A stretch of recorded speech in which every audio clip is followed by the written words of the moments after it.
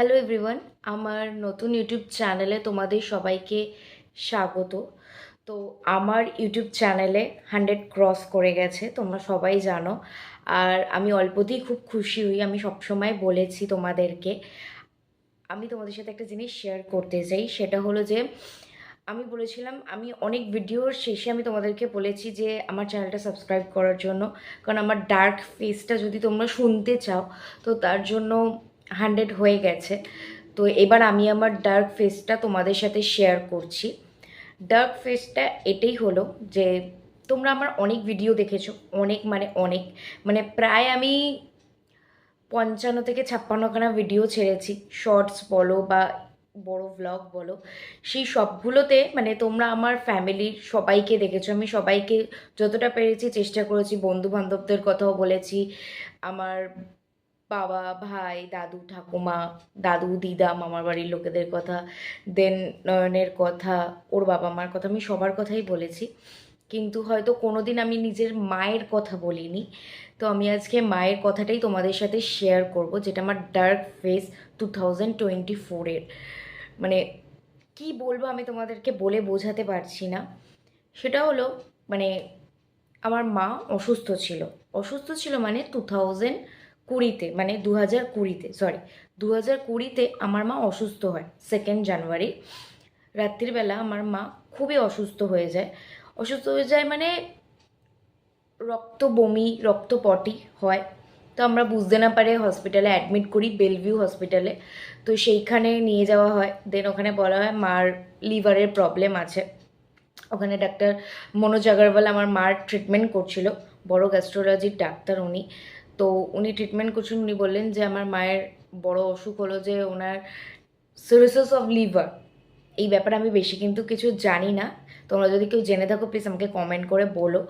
তো kind of cancer type, মানে যদি আমার ক্ষেত্র থেকে মনে হয় এটা লিভার ক্যান্সার টাইপ। তো ডাক্তার অনেক মানে প্রায় 1 মাস আমার মা সিসিইউতে ভর্তি ছিল, বেলভিউয়ে। তো ওখানে ট্রিটমেন্ট চলছিল, অবস্থা খুবই খারাপ ছিল। মানে আমার মায়ের তখনই অবস্থা এতটাই খারাপ হয়ে গেছিলো, প্রায় মা বাঁচতই না। কিন্তু ডাক্তার মনোজ আগরওয়াল মানে অনেক কষ্ট করে, অনেক হার্ডওয়ার্ক দিয়ে আমার মাকে বাঁচিয়ে তোলে।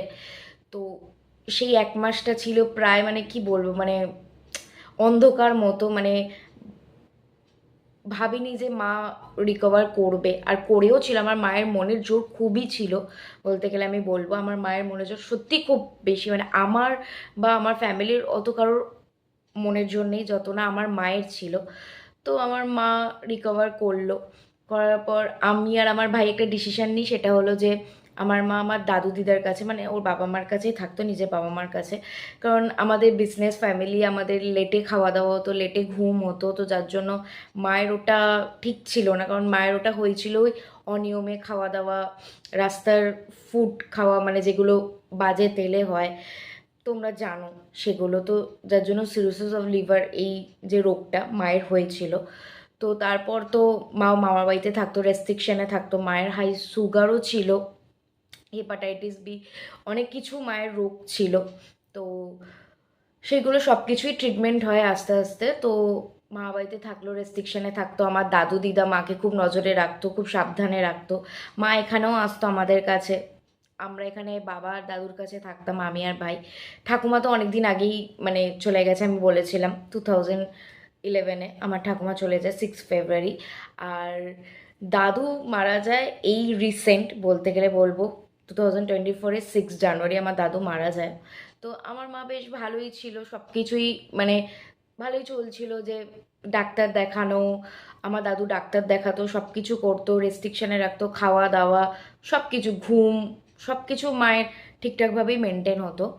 কিন্তু 2023 মানে আগের বছর 2023 থেকে আমার মায়ের কিছু মানে প্রবলেম, মানে খাওয়া দাওয়া একটু অন্যরকম হয়ে গেল। এখানে এসে বেশি বেশি থাকতো, তো আমাদের সাথে থাকতো, যার জন্য খাওয়া দাওয়া একটু বাইরের খাবার বেশি হয়ে যেত। দেন 2023-তে পুজোর পর 3 ডিসেম্বর আমার দাদু সেরিব্রাল অ্যাটাক হয়।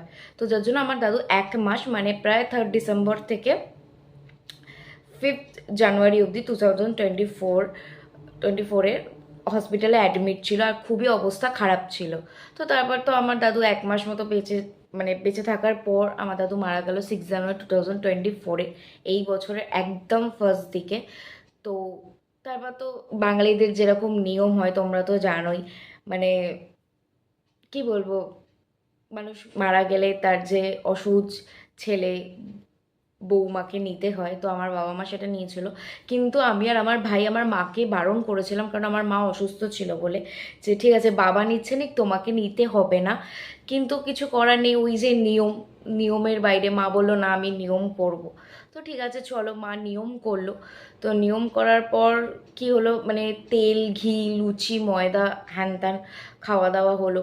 আর সেরকমভাবে ওষুধ খাওয়াটাও নিয়মিত হচ্ছিল না মায়ের। আর তার আগে আমরা, দাদু যখন 1 মাস হসপিটালে ভর্তি ছিল, তখন আমরা প্রচুর মানে বাইরে, মানে ঠিকঠাক আমাদেরও নিজেদের মাথায় ঠিক ছিল না, খাওয়া দাওয়া পুরোটাই আমরা বাইরে করেছি বলতে গেলে বলবো। রেস্টুরেন্টে খেয়েছি বা বাইরে থেকে তড়কা রুটি কিনে এনে এরকম খেয়েছি, কিছু করার ছিল না সেই টাইমে।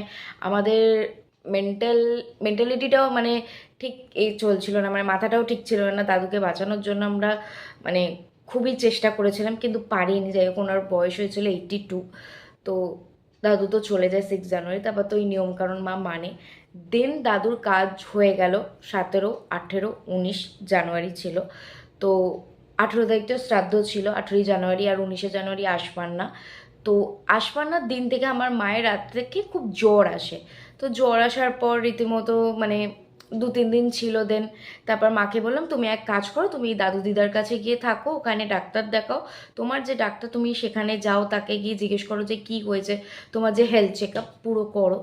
তো বলেছিলাম মাকে করার জন্য। তো মা সেরকম অনুযায়ী চলে যায় দাদু দিদার কাছে। দেন 27 জানুয়ারি আমার মা হসপিটালে ভর্তি হয়।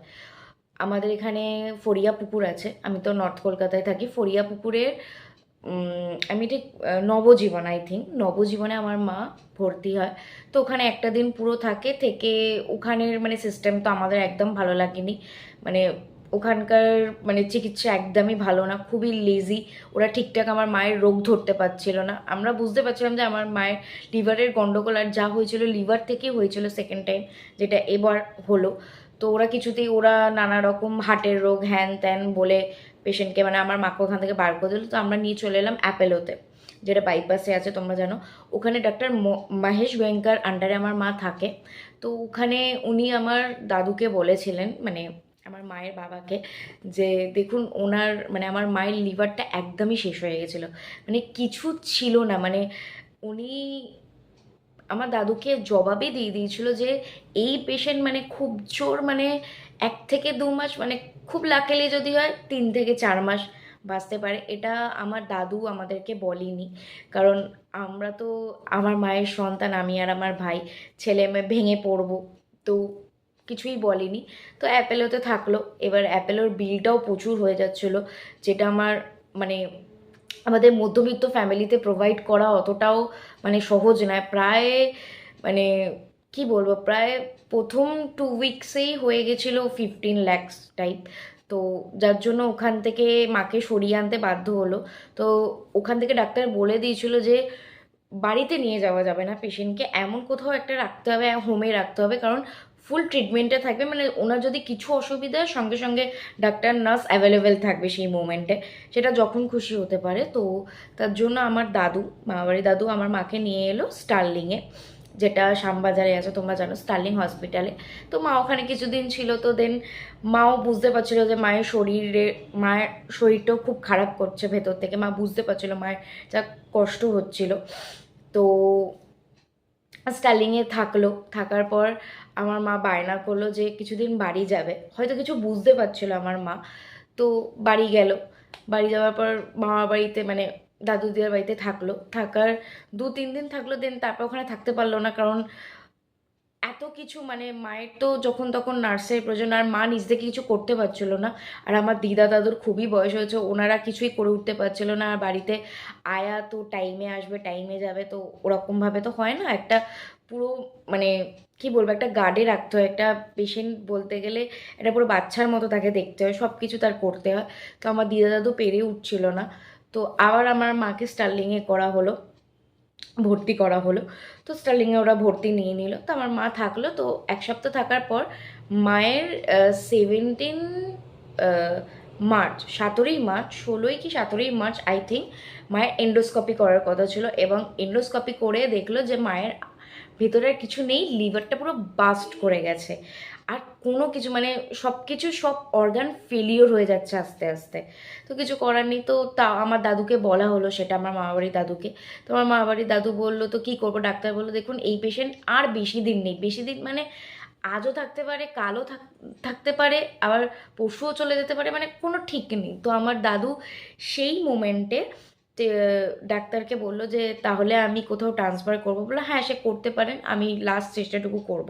কারণ তোমরা বুঝতেই পারছো তাদের মেয়ে, আমার দাদু দিদার মেয়ে আমার মা, আর আমরাও দাদুকে বললাম যে হ্যাঁ একটা লাস্ট চেষ্টা করে আমরা দেখতে পারি মায়ের জন্য। তো আমরা নিয়ে গেলাম, আবার অ্যাপেলোতে শিফট করলাম মহেশ গোয়েঙ্কার আন্ডারে।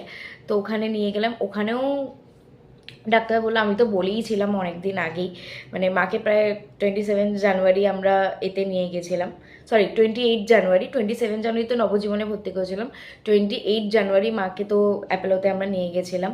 তো ওখানে মহেশগঙ্গা তো আগেই বলে দিয়েছিল, উনি আমার দাদুকে বললেন, তো আমি বলেই দিয়েছি এই পেশেন্ট বেশি দিন নেই। তো তারপর মায়ের 18 জানুয়ারি, এই সরি 18 মার্চ থেকে আমার মায়ের খুবই হালাত মানে খারাপ হতে শুরু করলো, শরীরটা আরও বিগড়ে গেল, কারণ ভেতরে তো আর মায়ের কিছু নেই, সব অর্গান ফেলিওর, আর লিভার পুরো বাস্ট করে গেছে, মানে যাকে মানে কিছু বলেন, আমার মায়ের মধ্যে কিছু ছিল না তখন। তো ওরা তো মানে বড় হসপিটাল, অ্যাপেলো হসপিটাল, বুঝতেই পারছো, ওরা ইচ্ছে করে মানে আমার মা মনে হয় 20 তারিখ রাত্রিরেই শেষ হয়ে গেছিলো।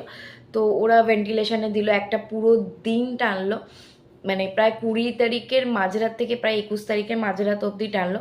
মাঝরাত বলতে গেলে বলবো আমার মা 21 মার্চ মারা যায়, তো ওই 21 তারিখে প্রায় সন্ধেবেলা অবধি টানলো। তো আমরা তারপর মানে মাকে যখন দেখতে গেছি পুরো ভেন্টিলেশনে ভর্তি, মেশিনে ভর্তি।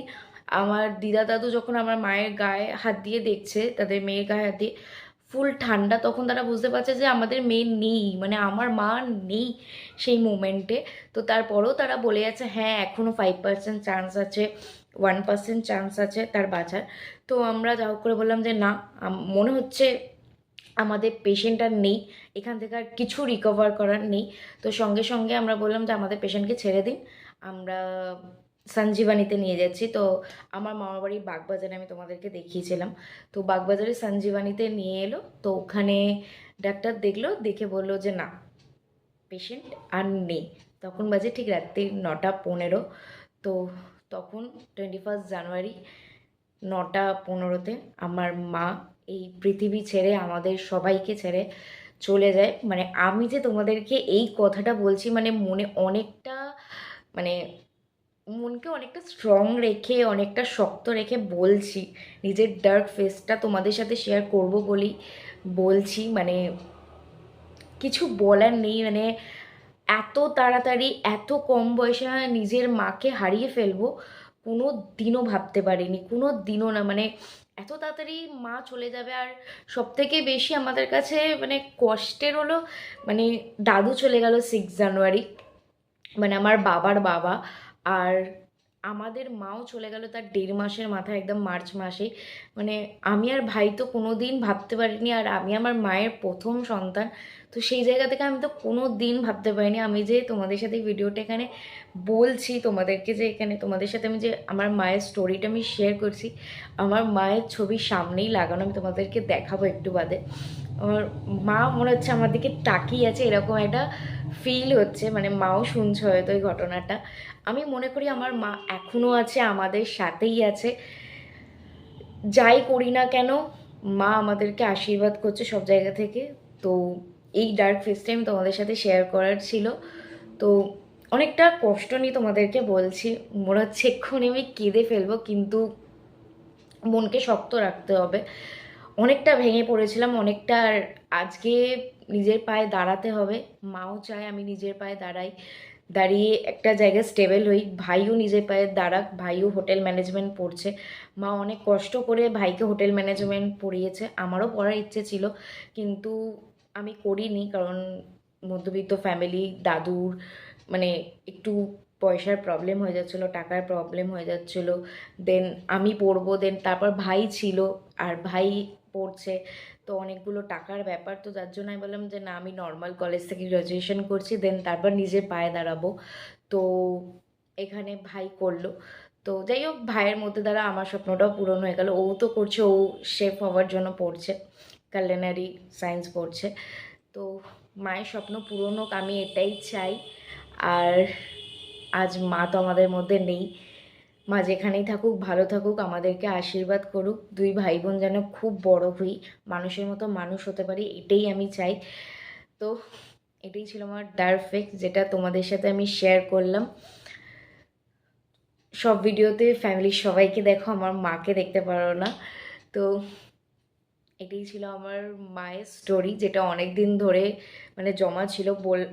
বলবো বলেছিলাম তোমাদেরকে যে আমার যখন ইউটিউবে 100 সাবস্ক্রাইবার ক্রস হয়ে যাবে তখন আমি বলবো। তো আজকে আমার 100 সাবস্ক্রাইবার ক্রস হয়ে গেছে, তো তাই আমি তোমাদের সাথে এটা শেয়ার করলাম। তো আমি তোমাদেরকে আমার মাকে দেখাচ্ছি, দাঁড়াও। তো এটা হলো আমার মায়ের ফটো, যেটা আমি তোমাদেরকে দেখাচ্ছি। তো এই ফটোটা মায়ের ঘরে টাঙিয়েছি।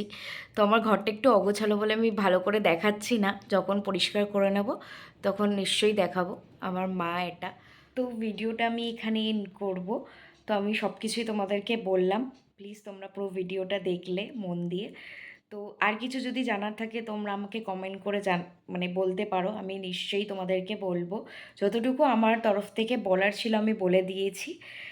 এটাই ছিল আমার ডার্ক ফেস। আমি বারবার বলছি, আমার ডার্ক ফেসটা আমি সবার সাথে শেয়ার করে দিলাম। তো এবার ভিডিওটা আমি এন্ড করার পালা। যদি আমার ভিডিওটা ভালো লেগে থাকে তাহলে লাইক, কমেন্ট আর শেয়ার করে দিও, আর চ্যানেলটাকে সাবস্ক্রাইব করে দিও। আজকের মতো টাটা, আবার দেখা হচ্ছে অন্য কোনো ভিডিওতে।